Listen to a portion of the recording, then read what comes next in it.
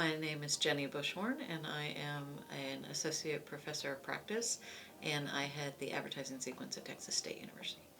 So with the way students have changed over time, while I've been here for the past 10 years, looking for jobs, I think technology always is an important part of it, right? That's changed, and it changes every day, and so there's always a different way of looking for a job.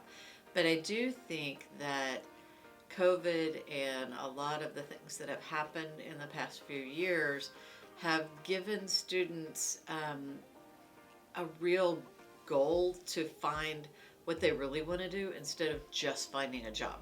I think before COVID there were a lot of students who were, I just need a job, I'm just going to get a job.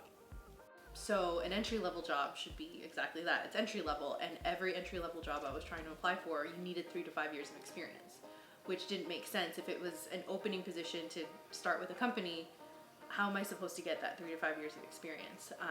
So it did take a while before I could find something that actually gave me an interview or actually got an email back or anything like that. I was really dead set on I wanted to go into the publishing industry, and I was really dead set on finding something in publishing. But it got to the point where I was like, I'm about to graduate, I need to be able to support myself, so I actually got hired as well at Wells Fargo as a teller. Most definitely, yes. I would say it is difficult to find a job, especially when you don't have the experience, just because one thing that they ask you is, what are your experience, or what are your, what have you done? And I've only done schoolwork. That's all I have to showcase. It's just little, just school projects I've done, or side projects I've done with friends. But the biggest misconception is that they can't do it.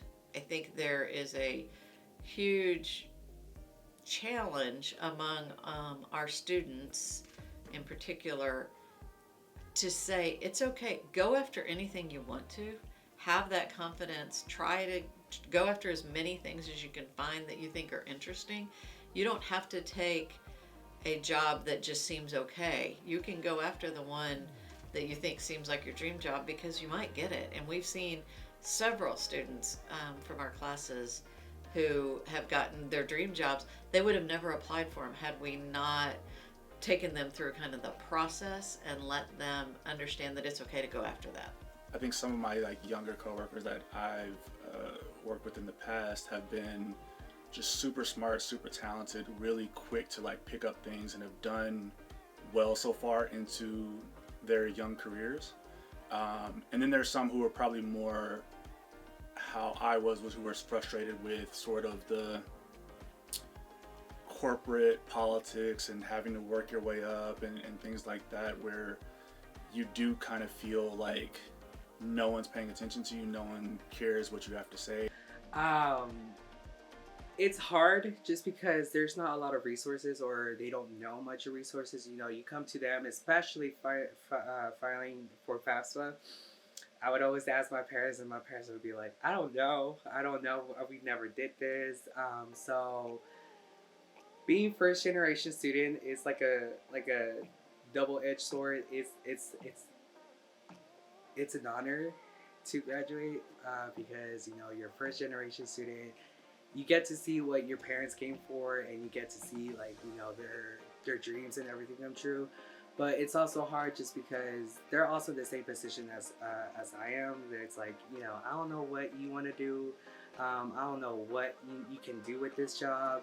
The first couple years after I graduated, I was like, I just wasted 4 years. I just wasted a lot of money on something that has not worked out. I followed the formula. I did well in school. I went to college afterward. This is what everybody told me how it was supposed to work, and it's not working. But then when I did finally manage to find a job in my field, then I was like, oh, okay, this has paid off.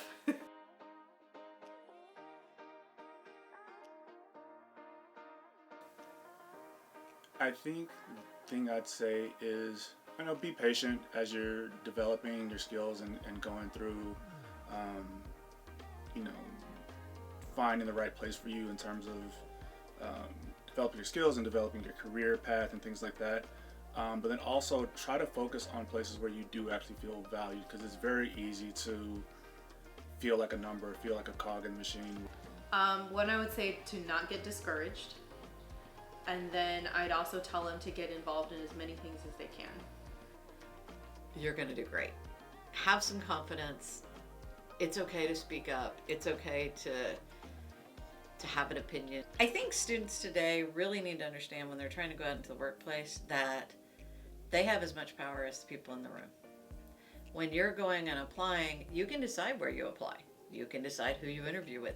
You can decide if you're going to go back for another interview. You can decide if you want the job. Knowing that they don't have all the power, I think allows you to have more confidence going in that you're looking to see, is this a place I really want to work? It's a numbers game. So take the opportunity to play the numbers well, because that's what's going to get you to a place that you really like. There's a point that I really wanted to make. Can you tell? Because I hate when you guys go out and try and apply for jobs and then you're like, but I don't know if they like me. And like, well, did you like them? Well, I don't really know. I didn't really pay attention. I'm like, Yeah. pay attention to whether you like them. They get Like, what is very wrong with you?